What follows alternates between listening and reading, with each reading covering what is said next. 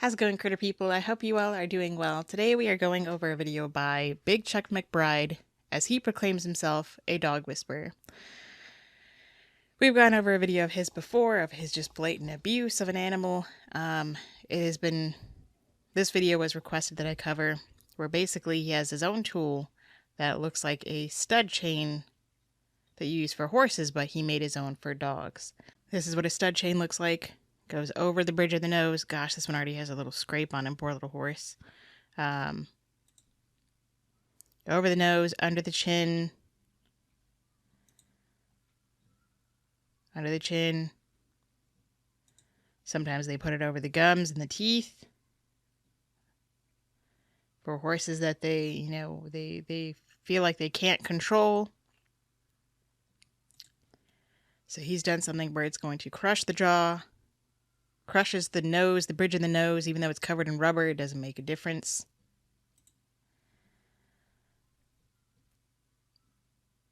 This dog is just so already stressed. We got one collar on, looks like a slip lead. Got another leash. Got this contraption. He made his own head holder, but he uses chain. I don't like metal anywhere around an animal's face, in their mouth, on their body. I mean, like with harnesses and stuff, it's a little bit different. You can pad it out. But let's just see how his little infomercial here. I'm dog whisperer Big Chuck McBride, and I'm here to Notice he has very nice music in the background. tell you a little bit about the Safe Calm dog training collar. Safe Calm. So apparently it's supposed to keep your dog it's apparently safe for your dog, and it keeps your dog calm. Your dog may be calm, but that doesn't mean anything. Just because your dog is calm does not mean that they are not over a threshold. It doesn't mean that they're just being... Ellie is just being a crazy girl. It doesn't mean that they are not... It doesn't mean that they're not nervous, that they're not over threshold. It could mean that they've learned helplessness. First things first, free shipping, fast shipping. But the most problem that your dog has, anxiety, aggression, dog reactive, mock biting, visitors, pulling, you name it, and the Safe Calm collar fixes it. So you're relying on a chain over the bridge of your dog's nose and under their jaw to crush it, to hold them back. That is literally what you're relying on, is a chain to hold your dog back. A chain over your dog's face. Wow. And what happens when you don't have this Safe Calm? Now, keep in mind, yes, this video is 2 years old, but I don't know how many people are still buying it, how many people are still watching this video. Safe Calm collar comes in sizes from small to X. Oh, okay, so you have a 5-pound dog that you need a chain on their nose. You need a Yorkie, a Chihuahua, a Shih Tzu, a miniature poodle, toy poodle. You got to put one of these chains on these dogs. X large. It works efficiently and effectively on every single dog. That's right. 99% of dogs that use the Safe Calm collar are either fixed or have a high degree of fixed. So he said works on every dog, but then he says 99% of them. So what about the dogs that it doesn't work for? Then what do you do? effectiveness. If you go to safecalm.com and click, it's going to show. Okay, so this dog has a muzzle, has the damn Safe Calm on, has probably some other kind of chain. Got 2 leashes here. We got a slip lead. Tail is tucked. Very rough handling, lip lick.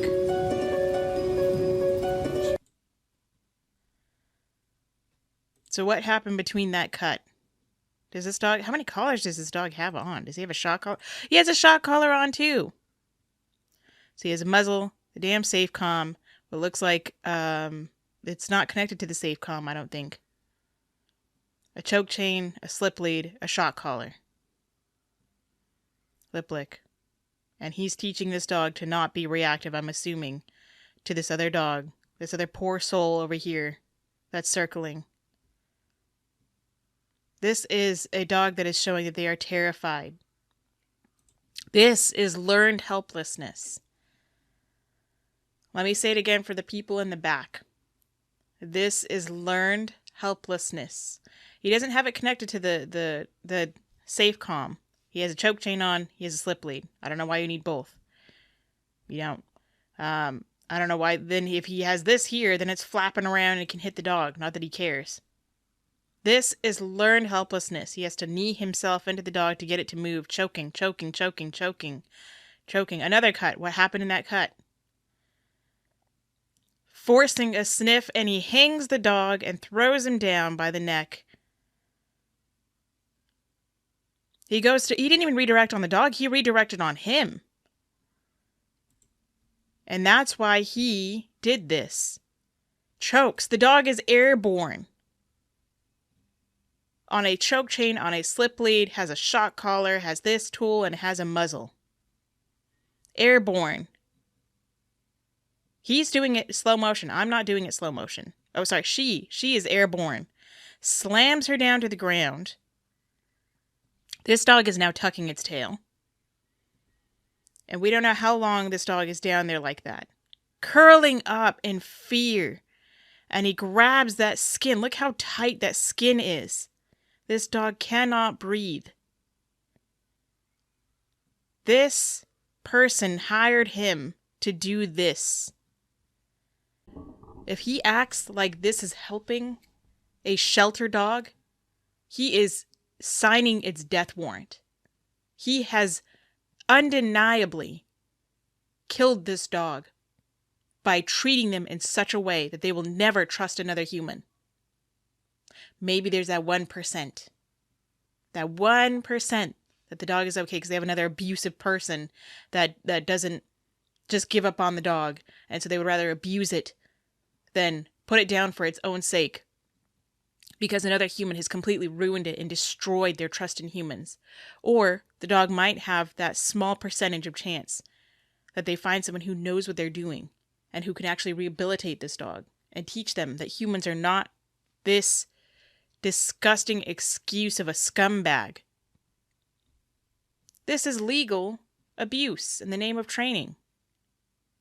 And people are going to say this guy did it right. Even if 99 people say this guy is abusive and one person says he's right, that's one person too many that believes in this. Hi, Ellie. Don't go stepping on me, thank you. Doing the ch-ch-ch and shoving her down. Legs are stiff.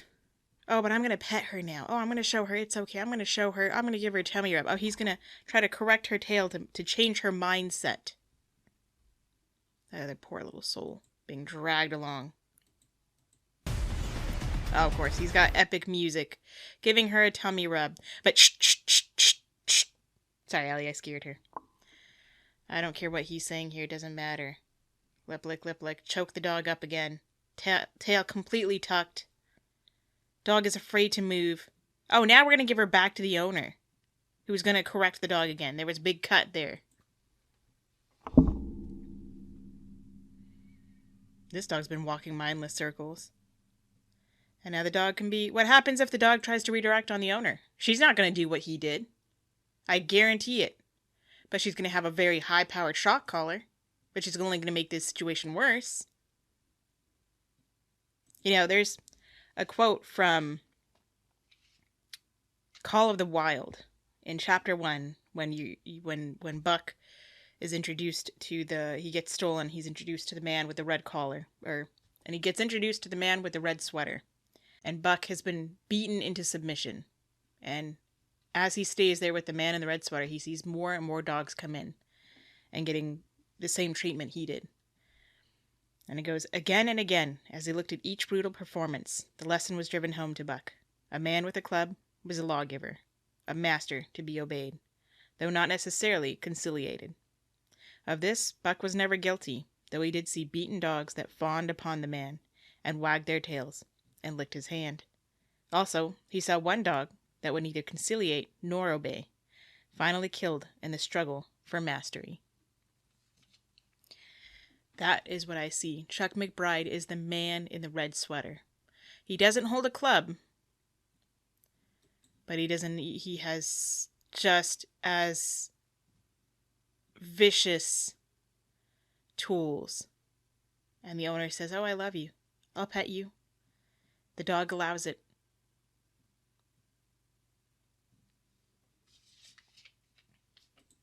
Again, of this buck was never guilty, though he did see beaten dogs that fawned upon the man and wagged their tails and licked his hand.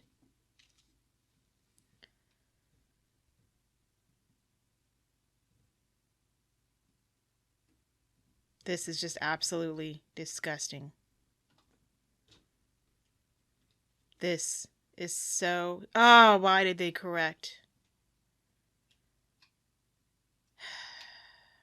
Look, even I might have, at one point in my life, been so terrified and so shy to speak up for my dog, as I did in certain cases of treatment like this. Never quite this bad, but I didn't speak up. I'm still guilty of that. And I have forgiven myself for that, as people recommend that I do. And I have. I have forgiven myself because that's why I'm doing this. I'm telling you how to avoid the mistakes that I've made. And we all make mistakes. And this owner, that doesn't mean that it's the end of the world because they allowed this to happen. This was 2 years ago. They could have changed so much by now. But in this moment, they have terrified this dog so much. They have traumatized both of these dogs. This dog is overweight anyway. Been dragged around in circles. Pop, pop, for no reason. Tail tucked.